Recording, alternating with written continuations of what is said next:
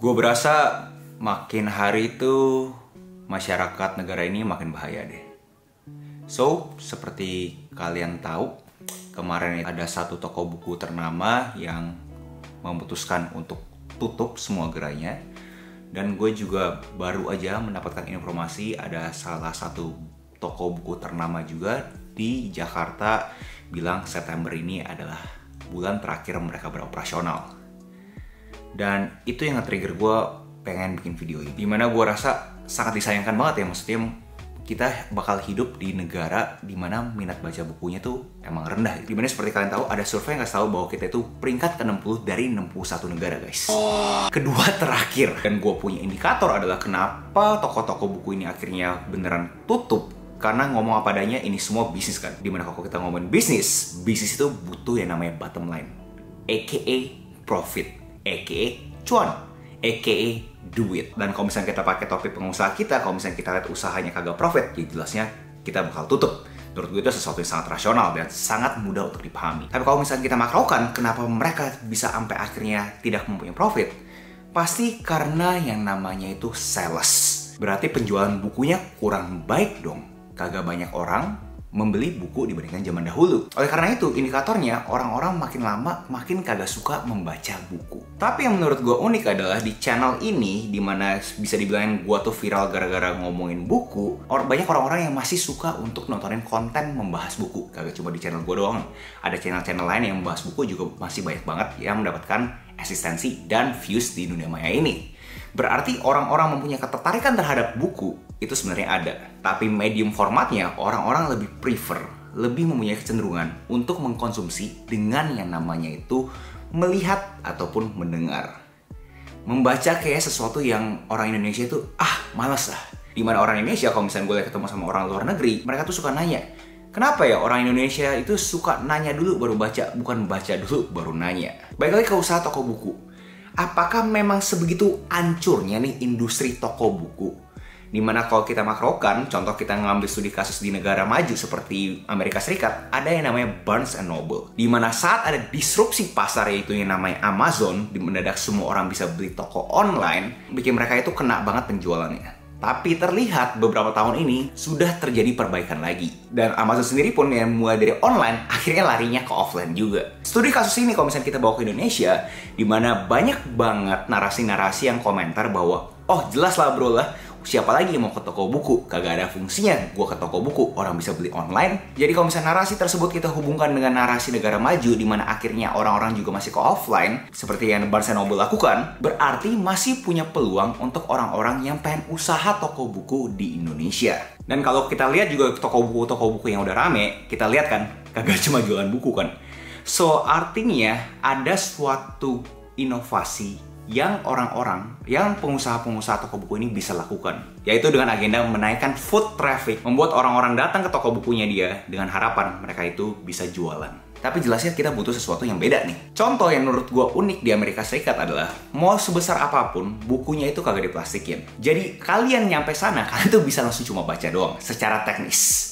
Dan abis itu banyak banget integrasi dengan coffee shop. Dan abis itu integrasi juga dengan banyak event-event. Jadi di sana knowledge workernya, orang-orang yang berpenghasilan, orang-orang yang menjadikan penulis itu profesinya mereka, itu kan lebih banyak dibandingkan Indonesia.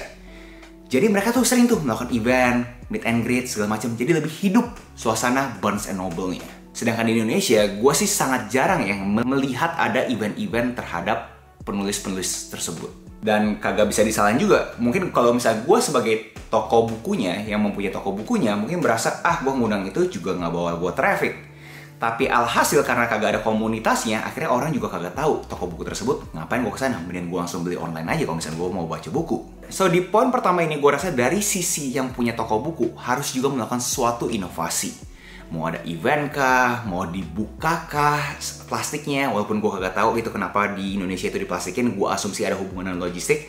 Kalau kalian tahu bisa bantu komentar di bawah kenapa buku itu diplastikin. Selain yang kalian bilang bahwa masyarakat Indonesia kalau nggak diplastikin mah dibaca di sana doang bro, nggak mungkin dibeli. Selain itu apa guys? Ini masalah dari toko bukunya. Emang mungkin pemiliknya, manajemennya itu udah nggak mempunyai suatu passion untuk mengelola toko buku. Karena ngomong apa adanya, ngurus buku SKU-nya tuh banyak banget. Butuh orang juga ada di sana bayar sewa, abis itu omset kecil, ROI mungkin bisa 5-10 tahun mungkin, gue juga kagak tahu. Ya, pasti mereka males ya. Tapi menyampaikan itu semua, gue rasa juga gaya membaca masyarakat Indonesia bisa dipertanyakan juga sih. Karena kalau benar membaca, gue rasa masyarakat Indonesia itu minat bacanya tuh sangat tinggi. Tapi minat bacanya tinggi kalau misalnya kita ngomongin gosip. Artinya, kalau misalnya masyarakat Indonesia itu mempunyai rasa keingintahuan tinggi terhadap pengetahuan di dunia ini, harusnya mereka juga gemar banget untuk membaca. Tapi kenyataannya bahwa kalau misalkan itu bukan sesuatu yang entertaining, bukan yang menghibur, ya sangat rendah minat bacanya. Dan itu yang menurut gue sangat disayangkan. Dimana gue di channel ini udah banyak banget ngebahas manfaat kalian membaca buku segala macam. Tapi entah kenapa masyarakat Indonesia itu masih berasa baca buku bisa apa sih bro? Dan belum kalau kita ngomongin budaya masyarakat kita saat kita kenal orang-orang yang ngomongin buku. Kalau misalnya kalian ikutin gue dari TikTok dan Instagram, kalian pasti sering banget ngelihat orang-orang tuh ngatain gue. Emang baca buku bisa apa sih? Emang bisa bikin lu kaya? Emang baca buku bisa bikin lu sukses? Oh, bangun jam 5 pagi pasti langsung sukses ya bro ya. Lu jual ludah doang lu. Banyak banget kan orang-orang yang berasa kayak buku ini fungsinya apa sih? Karena masyarakat Indonesia suka yang namanya instan. Dan itu ke poin berikutnya, dimana semakin maju media sosial, kita ngomongin TikTok, Twitter, Instagram, YouTube, orang-orang suka banget dengan yang namanya short form content. Dimana menurut mereka singkat, padat, dan jelas. Dan mereka mengkonsumsi itu, mereka berasa tuh mereka sudah ngerti semuanya. Dimana jelasnya kita tahu beda banget mengetahui dan memahami. Vision of progress, dimana kita pikir kita sudah mengerti padahal baru tahu doang. Ada yang namanya data, information, knowledge, insights, dan wisdom. Kalian butuh beraksi setelah konsumsi untuk mengerti perbedaan-perbedaan kata ini. Dan apakah masyarakat Indonesia separah ini? Jelasnya kagak. Gue ketemu ada beberapa kreator yang berani bikin konten terhadap buku dan masih muda banget. Tapi uniknya malah dikatain mindset, yaitu growth mindset and fixed mindset. Dan kalau kita mau jadi founder startup, CEO, business owner, talk is cheap. So budaya Indonesia emang seperti ini guys, dimana kita ngomongin buku terkesan kita sok tahu padahal hanya membagikan. Dan abis itu seakan-akan kalau misalkan buku ini nggak bikin kita sukses, ya udah ngapain konsumsi. Padahal layaknya konten, ya konten bisa dikonsumsi aja kan. Dan dari tadi gue belum bahas budaya Indonesia yang lain, yaitu namanya membajak. Banyak banget orang-orang lebih suka beli buku bajakan. Kalau misalnya ebook, mau nyari yang gratis. Karena mereka berasa, lah gila lu pengetahuan masa bayar sih? Lu mau kurasi ABCDFG sama aja bro. Yang penting itu pengetahuan harusnya gratis dong, kenapa lu harus bayar? Dan di poin sini akhirnya membuat orang-orang yang mempunyai aspirasi jadi penulis berasa, nggak mungkin gue bisa jadikan ini profesinya gue. Jadi akhirnya membuat ekosistem penulis dan pembaca di Indonesia akhirnya makin lama makin dikit. Karena mereka berasa, buat apa baca? Buat apa nulis? Kagak ada marketnya di Indonesia. Tapi gue harap kalian kagak skeptis terhadap industri buku. Karena kalau ngomong apa ada ya, kalau misalkan channel gue yang gado-gado ini, yang bukan siapa-siapa, yang bibirnya keringnya cuma bisa jualan ludah doang, banyak penontonnya, berarti orang mempunyai aspirasi kan untuk membaca buku. Orang tuh haus akan pengetahuan. Tapi orang mungkin lebih suka formatnya video ataupun audio. Dimana udah ada penelitian, visual learner itu hanya mitos. Kalau misalkan kalian mempunyai rasa keingintahuan yang tinggi, mau formatnya apapun, pasti kalian baca. Mungkin terkesan di video ini gue cuma kayak curhat doang ya.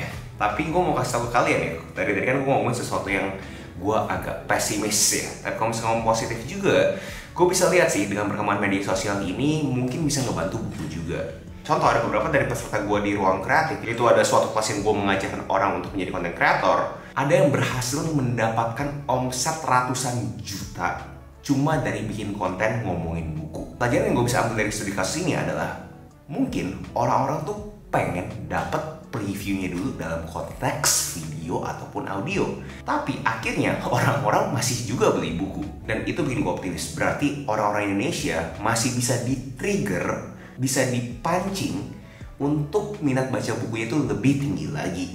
Gue yakin di sini ada yang pakai topi skeptis sih, kayak kenapa gue ngomongin semua, apakah gue mempunyai kepentingan? Enggak guys, gue kagak punya kepentingan sama sekali. Kalau misalkan amit-amit ini semua beneran terjadi, minat baca buku Indonesia rendah, orang-orang lebih demen ngomong sama ChatGPT, sampai akhirnya Apple punya Vision Pro akhirnya teradopsi secara massal di negara Indonesia, jujur gue nggak punya kepentingan guys. Kalau misalnya itu terjadi, ya udahlah. Dan di sini mungkin ada yang lebih skeptis lagi. Bro, lu nggak usah bawel, mendingan lu aja bikin toko buku sendiri. Bawel-bawel toko buku. Lu sendiri punya kontribusi dan solusi apa ke masalah ini? Bacot doang. Pertama, jelasnya gue tidak mempunyai kemampuan operasional dan modal untuk bikin toko buku. Dan fungsi gue ngangkat topik ini berharap beberapa dari kalian yang mempunyai kemampuan operasional, mempunyai modal, bisa ngebantu di industri perbukuan ini. Dan ini pun gue juga bahas di IG-nya gue. Ada beberapa dari kalian mempermudah dengan kalau misalkan toko bukunya estetik, udah cukup. Gue mau komentar dikit, kalau misalkan cuma toko bukunya yang doang yang estetik, budaya akan muncul adalah foto-foto di toko buku yang cantik, bukan membaca buku. So menurut gue emang butuh penggerak, orang yang benar-benar pengen meningkatkan minat baca buku Indonesia lebih ekstrim lagi. So gue harapin video ini dengan semua algoritmanya akan mencari orang-orang tersebut. Dan gue buka topik ini di channelnya gue adalah untuk kita sama-sama yuk meningkatkan minat baca buku di Indonesia.